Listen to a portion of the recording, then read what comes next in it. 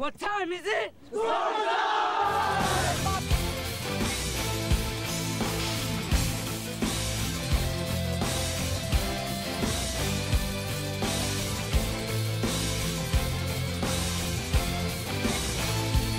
It's the moment you've all been waiting for. The first day of school, your first date, your first kiss, and of course, the first time we welcome in Corey Doviak of NorthJerseySports.com at the top of the Sportstime show. Corey, we had to bring in the reinforcements because we have so much high school sports to cover. And you know how you know I'm ready for my enhanced responsibilities, Jack? How do I know? For one, I'm clean shaven, and number two, I got notes, baby. Whoa, a first for Corey Doviak. It's what we in the business like to call show prep.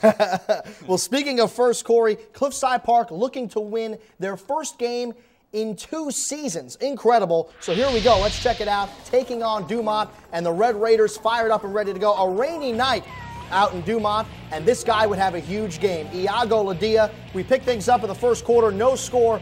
Ladia doing it with his feet. When we spoke to him during training camp, Corey, he said, catch me if you can. He really put the challenge out there for Dumont.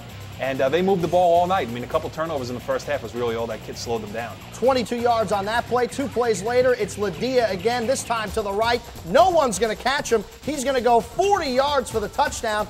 2 years, so what? The Red Raiders take a 7-6 lead at the half. They're going to the Super Bowl, Jack. Cliffside is going. Ladia, 17 carries, 133 yards, and 2 scores. Third quarter, Dumont's Ryan Stanek on a punt.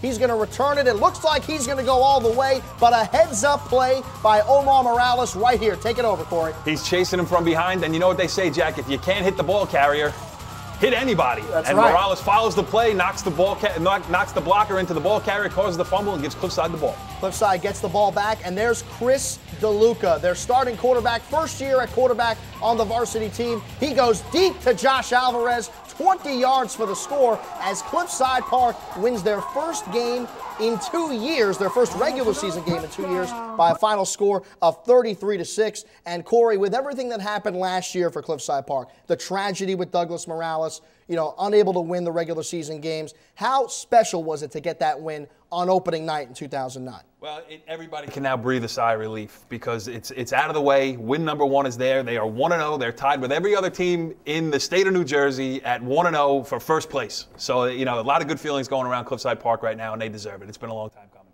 And it's been a long time coming for Iago Ladia, their junior running back, getting the starting role out there in the backfield. He had a big game as well. 17 carries, $133. How important is it to have a playmaker like him on your team? It's really important because it also opens up other things in the passing game, like we saw in that last highlight where Chris Leduc can make plays with his arm, and if Ladia can move the ball on the ground, it gives Johnny Renew some balance in his offense, and you definitely need that if you're going to win games in the BCSL American Division. So Cliffside Park wins its first game in 2 years. And how do they get rewarded? They have to play Riverdale next week, the defending league champs. Thank you very much, Mr. Schedule Maker.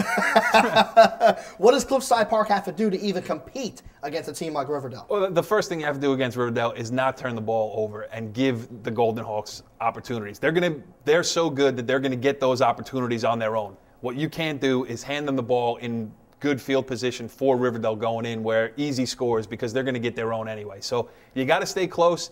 You got to hope it's a game in the fourth quarter and then hope that you get that one play, maybe Ladia squirting out, through a hole, breaking a tackle or something like that. It's a tall order, though. When I spoke to the Red Raiders during training camp, they also said that they wouldn't be surprised if they finished 500 this year. What do you think about that? Well, the way the league is set up for them, there are some wins out there for them, and they can make a run towards 500 for sure, and it's not out of the realm of possibility that they can make a run at the Group 2 state playoffs. I'm not going to call them a lock, but I'm going to say that they're not going to be. They'll be playing in those final weeks before the cutoff for a shot at it. Whether they get there or not, I don't know. I won't predict that, but I will say that they will have a chance to get there. And they're certainly off to a good start. 1-0, you can't do any better than that. Another team looking to get off to a good start, the Ridgefield Park Scarlets. Last season on the season opener, they got shut out by Riverdale 21-0. But in 2009, they bring back 18 returning seniors. And for the Scarlets, a lot of high expectations. In fact, I even heard them possibly winning the BCSL American title as a possibility. Taking on Riverdale, a tough test, though, on opening night for the Scarlets. Let's check out the highlights. The Scarlet faithful in full body paint. It's raining, but they come out in full body paint. Hey, Jeff, was his mascara running there?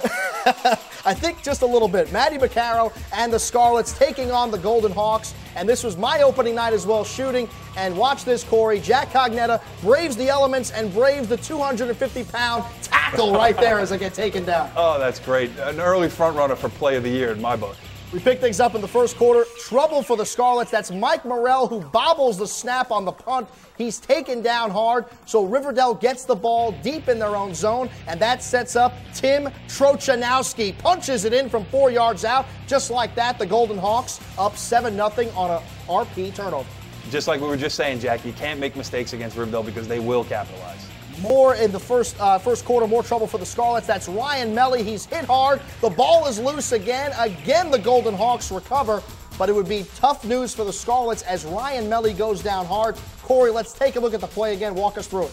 Well, he takes the pitch, and Riverdale is always looking to hit somebody, and heads up, Ryan, because here it comes. And there it is, the helmet right into the ribs. He would suffer severely bruised ribs and would be taken out of the game in the first quarter. He would not return in that one. We will have an injury update on Ryan Melly a little bit later on here on Sports Time, so be sure to stay tuned for that. Riverdale up 14-0, and again, the Scarlets continue to make mistakes. This time, Matt McCarrow taken down.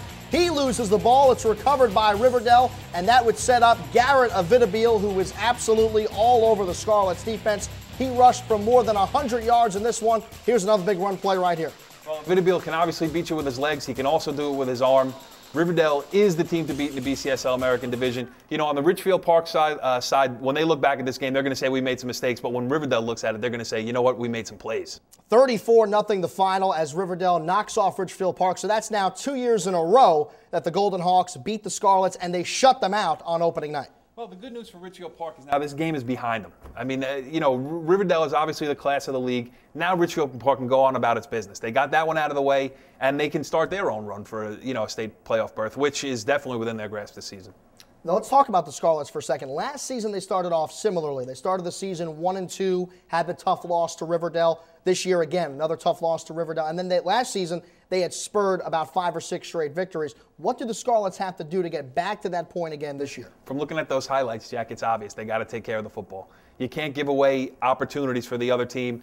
You know, you could be moving the ball, you give it away, you're down 7-0, and you know, technically, or you could be winning the game in the trenches. You could be moving the ball on offense, but all of a sudden you're behind. So you can't put yourself in those negative situations and give away points to their teams. I'm sure Tony Gonzalez is making that point this week in practice. Well, there is good news for the Scarlets. We have an injury update for you on Ryan Melly. We got off the phone with Tony Gonzalez a little bit earlier before the show, and he let us know that Ryan Melly, who suffered severely bruised ribs, will be back in action for this Thursday night's game against Rutherford. So Melly, their #1 running back, rushed for 6 touchdowns last season. He'll be back after suffering bruised ribs last week. Scarlets senior captain and middle linebacker David Capote also left Friday's game with bruised ribs, but Tony Gonzalez also tells us that he's ready to play, and why not go for 3 times the charm, Corey?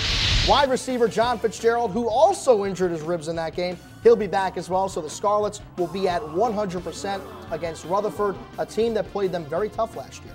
There's one guy you forgot to list on that injury report, Jack. What's that? How are you doing after taking that big shot? Well, I'll tell you, it was a shot. You know what's funny is everybody else just missed me on that huddle, and then the last guy, his head is down, and wham, I get clipped. But I want you to know I'm a trooper. I actually got an ovation after I got up, after I was knocked down. I got an ovation from the crowd. So the people at Riverdale, they love me. Jack, I think those are just polite applause. And I also want to say this, number 16 for Riverdale is my favorite player in North Jersey. well, hey, listen, Corey, if you want to get into the ring and settle our differences, I'll be happy to do that. I'm getting old. Well, we got plenty more to come here on Sports Time. When we come back, is Cliffside Park boys soccer the team to beat in the BCSL American? Or how about the entire state of New Jersey? We'll find out. Highlights of them against Riverdale. Also, Englewood has a new head coach. His name is Greg Tanza. They were in action. But first, let's check out some scores from around the North Jersey area.